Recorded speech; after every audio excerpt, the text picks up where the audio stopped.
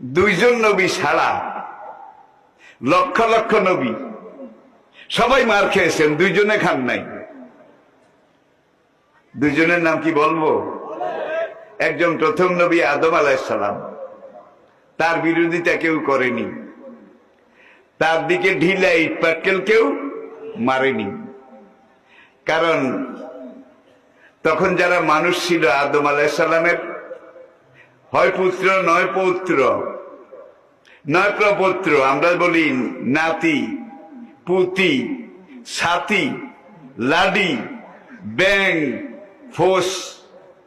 আদম আলাইহিস সালাম তার 6টা জেনারেশন দেখেছিলেন, 6টা জেনারেশন, এবং এরা সবাই আদমের গোষ্ঠী আত্মীয় স্বজন। আদম ছিলেন সবাই দাদা দি গ্রেট। কি দাদা দি গ্রেট? আদম আলাইহিস সালাম তো জান্নাত থেকে দ্বীন নিয়ে এসেছিলেন। ফাইমা ইয়াতিয়ান্নাকুম মিন্নি হুদান ফামান তাবিআ হুদায়া ফালা খাউফুন আলাইহিম ওয়ালা হুম ইয়াহজানুন। আল্লাহ জানিয়ে দিয়েছেন।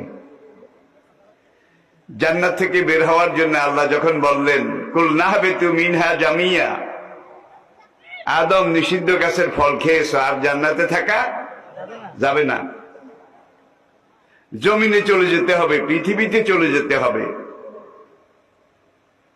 আদম কান্না শুরু করলেন। রব্বুল আলামিন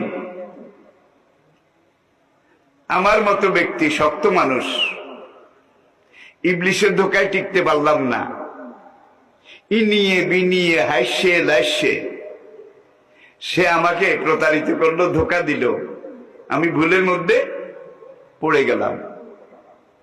দুনিয়াতে যাব, আমার সন্তানরা সেখানে বংশবৃদ্ধি পাবে, এই ইবলিস তো তাদেরকে আমার চেয়ে বেশি গুমরা করবে, আরো পথভ্রষ্ট করবে, তাদের কি উপায় হবে? আল্লাহ জানিয়ে দিলেন ফাইমা ইয়াতিয়ান্নাকুম মিন্নি হুদান। আদম, তুমি যখন দুনিয়াতে যাবে, তোমার সন্তানরা যাবে, তখন আমি আল্লাহ দ্বীন পাঠাবো, ওহী পাঠাবো, কিতাব পাঠাবো। ফামান তাবিআ হুদায়া, আমার পাঠানো দ্বীন, আমি আল্লাহর পাঠানো ওহী, আমি আল্লাহর পাঠানো কিতাব, এটাকে যারা জানবে, মানবে, অনুসরণ করবে, ফালা খাউফুন আলাইহিম, দুনিয়ায় তাদের কোনো ভয়, কোনো আশঙ্কা, কোনো চিন্তা থাকবে না। ওয়ালা হুম ইয়াহজানুন,